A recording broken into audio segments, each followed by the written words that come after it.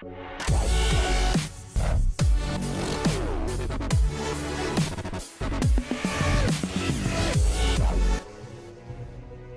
സാധാരണക്കാർ പോലും പറഞ്ഞുകൊണ്ടിരിക്കുന്ന ഒരു വാക്കാണ് സാമ്പത്തിക മാന്ദ്യം എന്ന് പറയുന്നത്.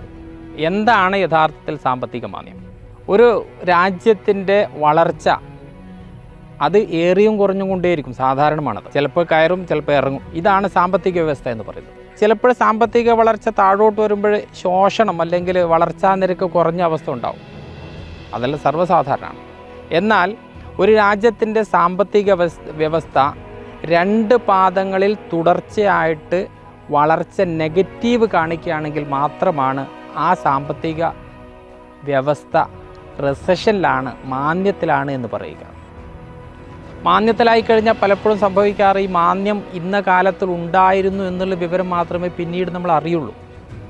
എന്നാൽ സാധാരണക്കാരായിട്ടുള്ള ചെറുകിട കച്ചവടക്കാർക്ക് ചിലപ്പോൾ പറയും ഈ മാസം വളരെ മോശമാണ്, ഈ മാസം കച്ചവടത്തിന് മോശമാണ്, കഴിഞ്ഞ മാസത്തേക്കാൾ മോശമാണ്. ഇതെല്ലാം കുറിക്കുന്നത് സാമ്പത്തിക വളർച്ച കുറവാണ് എന്ന് തന്നെയാണ്. എന്നാൽ റെസഷൻ വരണമെന്നുണ്ടെങ്കിൽ ആ റെസഷൻ ആയിരുന്നു എന്ന് തിരിച്ചറിയാൻ ചിലപ്പോൾ മാസങ്ങളെടുക്കും.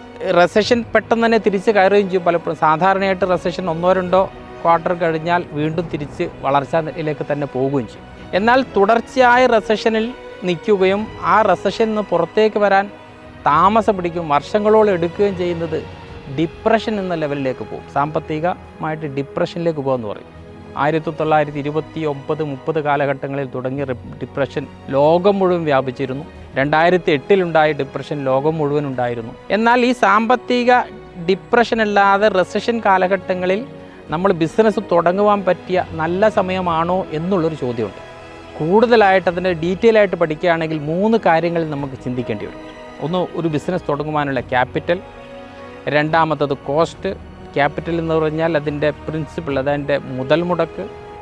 കോസ്റ്റ് എന്ന് പറഞ്ഞാൽ ചിലവുകൾ. മൂന്നാമത്തത് ടാലൻറ്റ്. ഈ 3 ഘടകങ്ങൾ വെച്ച് നോക്കുകയാണെങ്കിൽ റെസഷൻ കാലഘട്ടങ്ങളിൽ ക്യാപിറ്റൽ ഒരുമിപ്പിച്ച് കൂട്ടുവാനുള്ള സാധ്യത കുറവാണ്. അതുകൊണ്ട് റെസഷൻ കാലഘട്ടങ്ങളിൽ ബിസിനസ് തുടങ്ങുന്നത് നല്ലതല്ല എന്ന് പറയുന്നതിന് ഒരു കാരണം. എന്നാൽ റെസഷൻ കാലഘട്ടങ്ങളിൽ ഒരു ബിസിനസ് തുടങ്ങുവാനുള്ള ചിലവുകൾ താരതമ്യേന കുറവായിരിക്കും. ഏറ്റവും വില കുറഞ്ഞിട്ട് വാടകയ്ക്ക് സാധനങ്ങൾ കിട്ടും, വാടകയ്ക്ക് സ്ഥലങ്ങൾ കിട്ടും, റോ മെറ്റീരിയലിൽ വില കുറച്ച് കിട്ടും, ജോലിക്കാർക്ക് കൊടുക്കേണ്ട ശമ്പളം കുറച്ച് മതിയാകും. ഈ കാരണങ്ങൾ കൊണ്ട് കോസ്റ്റ് പലപ്പോഴും റെസഷൻ കാലഘട്ടങ്ങളിൽ കുറവായിരിക്കും. അത് ഒരു ബിസിനസ് തുടങ്ങുവാനുള്ള നല്ല സമയമാണെന്ന് ഗണിക്കുന്നു. അതേപോലെ തന്നെ ടാലൻറ്റഡ് ആയിട്ടുള്ള ജോലിക്കാരെ, വിദഗ്ധന്മാരെ കിട്ടുവാൻ ഈ റെസഷൻ കാലഘട്ടങ്ങളിൽ എളുപ്പത്തിൽ സാധ്യമാണ് എന്നുള്ളതാണ് 2 ഘടകം. ഇതെല്ലാം ഇങ്ങനെയൊക്കെ ആണെങ്കിലും നമ്മുടെ നാട്ടുമ്പുറങ്ങളിൽ സാധാരണ പറയാറുണ്ട്, കുംഭമാസം എന്ന് പറയുന്നത് ഏറ്റവും തീഷ്ണമായ വെയിലുള്ള സമയമാണ്, കാലാവസ്ഥ ഏറ്റവും മോശമായ സമയമാണ്. ആ സമയത്ത് നട്ട് മുളപ്പിച്ച വിത്തുകൾ ചെറിയ അളവിൽ, ലഭ്യമായ അളവിൽ വെള്ളവും വളവും കൊടുക്കുകയാണെങ്കിൽ, നിലനിൽക്കുവാനുള്ള അവസ്ഥ മാത്രം അതിന് കൊടുക്കുകയാണെങ്കിൽ അത് പതുക്കെ വളരും. പിന്നീട് ഇടവപ്പാതി ആവുമ്പോൾ, കാലവർഷം തുടങ്ങുമ്പോൾ ഇതിൻ്റെ വളർച്ച 10 മടങ്ങ് ഉയരുകയും ഏറ്റവും മികച്ച വിളവ് തരുന്ന രൂപത്തിലേക്ക് ഇത് മാറുകയും ചെയ്യുന്ന പഴമക്കാർ പറയാറുണ്ട്.